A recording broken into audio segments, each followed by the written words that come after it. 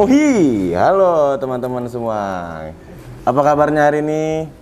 Kembali lagi sama kita di Ngota Ngobrolin Toyota bersama Tomin. Mr. Tomin Heriansyah. Yang gitu ya. One of our best salesman di Arengka. Iya dong, merendah aja Mr. Tomin ini. Gimana kabarnya hari ini, Mr.? Sehat Bang Sena. SPK bulan ini gimana kabarnya? SPK bulan ini ya alhamdulillah. Alhamdulillah. Cukup makan lah ya. Boleh lah ya. Boleh lah. Oke, selamat datang di episode kita yang ketiga ini. Berhubung host kita yang sebelumnya nggak bisa hadir, jadi saya yang gantiin. Iya, biasanya wanita Biasanya ya. wanita nih. Jadi Sekarang kemarin berubah wanita itu jantan.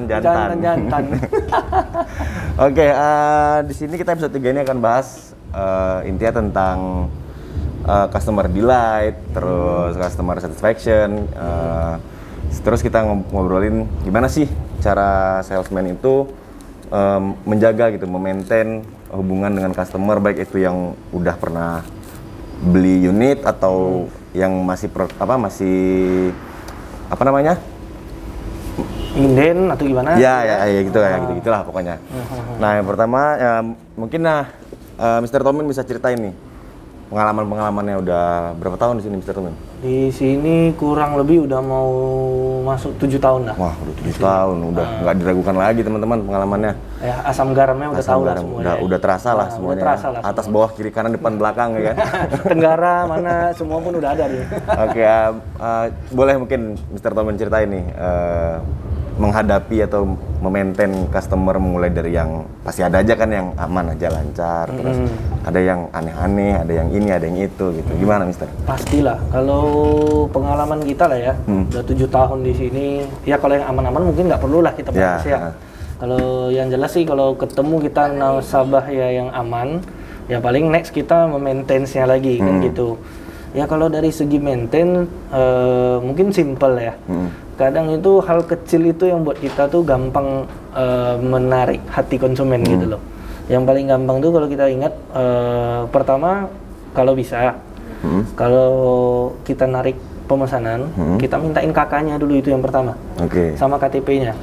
Nah, fungsi kakak itu sebenarnya untuk apa? Kita liatin ini nih, dalam satu keluarga dia, yang pertama hari ulang tahunnya.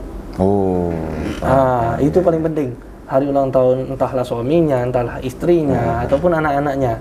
Nah, biasanya kalau udah berkeluarga itu, kita sih lebih condong tuh bagusan lihat ke anaknya dulu.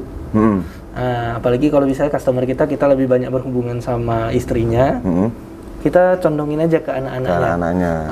Jadi kalau ibaratnya sama kayak kita mau ngedeketin cewek gitu loh. Pasti kita selain dari ceweknya, kita harus ngedeketin juga orang tuanya kan gitu. Cewek apa janda nih? Iya. Janda lebih menarik lah. Janda lebih menarik. Oke. Berarti itu lihat dari kakak gitu, terus ulang tahunnya. Betul. Mungkin dari cara paling kecil tuh ngucapin. Itu paling simpel dan wajib kita lakuin sih sebenarnya. Kecil tapi berdampak besar. Betul. Itu mungkin ya dari segi customer yang aman dan nyaman lah kalau kita ceritanya. Cuman kalau untuk customer yang mungkin agak sedikit rewel. Rewel ya. Gimana tuh? Itu mungkin sih triknya berbeda-beda ya. Karena yang pertama kita harus baca dulu nih karakter si customer itu seperti apa. Ada customer yang mungkin rewel tapi kita harus kita harus dengerin dia dulu. Ada juga nih customer yang dia rewel tapi harus kita lawan. Baru bisa nurut. Benar. Jadi memang kita nggak bisa patokin sebuah misalnya tuh kayak contoh sebuah sistem di mana kita harus seragamin semuanya gitu, kita nggak bisa. Karena ini kan berhubungan sama tingkat emosional seseorang. Jadi kalau untuk masalah itu sih mungkin kalau yang selama ini Tomin lakuin, intinya proyeknya cuma satu, buatlah si customer manja. Ya. Mau dia rewel, mau dia tidak, buat dia manja. Dia merasa dimanjakan gitu, maksudnya benar-benar terasa di service gitu. Enggak juga sih kalau untuk itu. Kalau Tomin pribadi itu intinya manja gini, dalam buat artian dia itu nggak bisa kalau nggak ada kita. Itu maksud manjanya. Itu dia. Jadi apapun cerita dia, apapun keluhan dia, jangan sampaikan ke orang lain. Sampaikan ke kita. Betul. Walaupun ya ini nggak munafik lah ya, namanya kita manusia. Kadang-kadang misalnya kita lagi di lapangan ketemu customer rewel, kerjaan dia ngadu terus ke kita pun kadang gondok. Iya, itu udah juga, pasti. gitu ya. Capek juga. Cuman ya itulah bentuk kita tuh, bentuk delight kita kepada customer, bentuk kita bisa melayani dia gitu. Intinya buatlah dia manja. Oke. Oke lah, terus buat teman-teman sekedar info nih, Mr. Tomin ini pernah jadi best NPS, Net Promoter Score. Tahun berapa itu, Mister? Udah 2 tahun berturut-turut. 2 tahun berturut-turut ya? Iya. Berarti ini kalau tahun ini dapat lagi, udah hat-trick? Oke. Terus gimana tuh, Mister? Sampai bisa mencapai NPS ini tuh, pasti ada apa ya, strategi lah, walaupun mungkin misalnya walaupun nggak ada strategi tapi pasti ada step-step yang Mister lakuin gitu. Kalau itu sih sebenarnya gini, kalau pada pemahaman saya pribadi, kita tuh nggak akan bisa muasin semua orang. Yap, betul. Bagi pemikiran saya nih. Cuman intinya di mana kita tuh berusaha lah yang paling maksimal bagi dia. Kalaupun misalkan usaha kita udah maksimal bagi si customer yang rewel tersebut, itu bagi dia juga belum cukup. Ya, kita juga ibaratnya gimana? Kita tetap berusaha, cuma kita berserah diri aja lagi. Karena kita seorang, kita nggak akan bisa memuasin semua orang gitu loh. Ya. Cuman kalau memang udah ada satu yang puas, buatlah benar-benar dia itu lebih dari kata puas lagi. Di atas rasa puas lagi. Jadi ketika pun nanti next ke depannya dia ada contoh, ada referensiin ke kita atau seperti apa, mereka juga nggak malu. Ya, betul. Dan itu kadang kan begini ya Bang ya. Ada customer yang mereferensikan teman dia. Si customer yang pertama yang mereferensiin ini enak orangnya. Ya. Rupanya di referensi ini bawel bukan main. Itu wajar ya kan. Yang pertama ini puas, yang kedua ini mana tahu kurang puas. Kalau cara saya itu, saya deketin yang pertama ini. Deketin yang pertama ini untuk melembutkan yang kedua ini. Itu dia. Karena sering yang saya jumpai di lapangan itu, kebanyakan customer tuh banyak yang rewel tuh karena tidak pernah ketemu. Berarti via online aja nih? Via online, via chat, nelpon, tidak pernah tatap muka. Kebanyakan pasti rewelnya di sana. Cuman ketika kita udah berjumpa, kita tatap muka gitu kan, kita belak-belakan aja gitu. Kita apa adanya aja. Intinya sih janganlah memandang bahwasannya tuh kita di bawah customer atau enggak customer di bawah kita. Sejajarkan aja, anggap aja memang kita ini ya temenan, bisa konsultasi. Ibarat sama-sama butuh juga kan. Betul. Jangan ibaratnya kita merendah diri, jangan juga, jangan pula kita tinggi hati, nggak boleh juga gitu loh. Berarti standar lah, aman aja gitu kan. Terus juga mungkin karena ketemu, jadi kan itu ketahuan intonasi, gestur kita.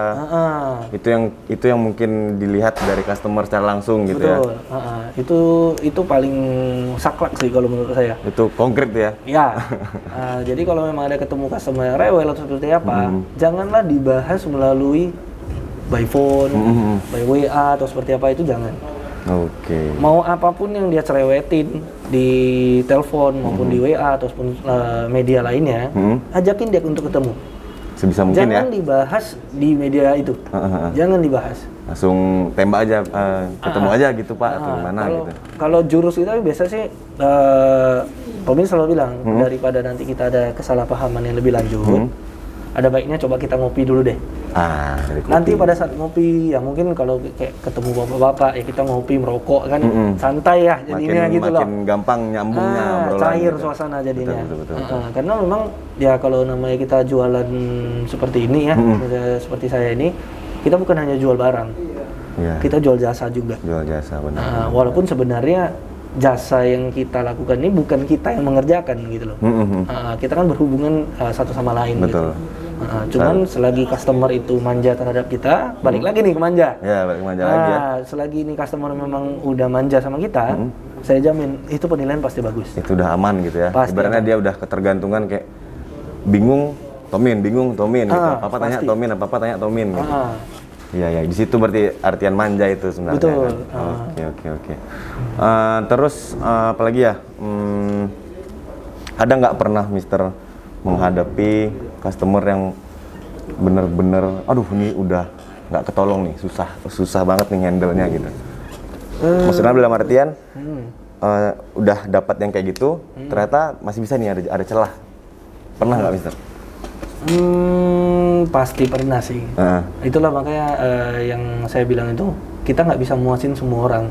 Iya. Cuman kalau untuk udah case yang seperti itu, kita yang penting sih satu, kita nggak lari dulu dari tanggung jawab. Ya. Okay. Jangan pernah lari dari tanggung jawab. Itu dulu intinya. Mau semarah apapun dia, mau ibaratnya kita dihina sampai gimana pun, ya memang kita harus melayani dia dulu. Ya. Intinya sih di sana. Tapi bukan dalam artian kita harus lebih rendah daripada dia, tidak. Okay. Kita harus tetap jelasin apa yang menjadi tugas dan tanggung jawab kita kepada si customer ini. Kalaupun memang yang pernah Tomin hadapin ini, yang udah betul-betul nggak bisa dihandle, ya Tomin tetap minta bantu sama atasan. Itu udah gitu, pasti. Gitu ya. Karena kadang kan ya kita nggak nutup kemungkinan lah ya. Ada sebagian customer yang mungkin memandang sebelah kita, ya, karena kita sebagai salesman atau gimana. Kita nggak bisa marah untuk hal seperti itu, karena pemikiran orang kan berbeda-beda. Benar. Cuman ketika kita udah nggak bisa menghandle itu, ya itulah guna atasan kita, atasan langsung kita. Oke. Terus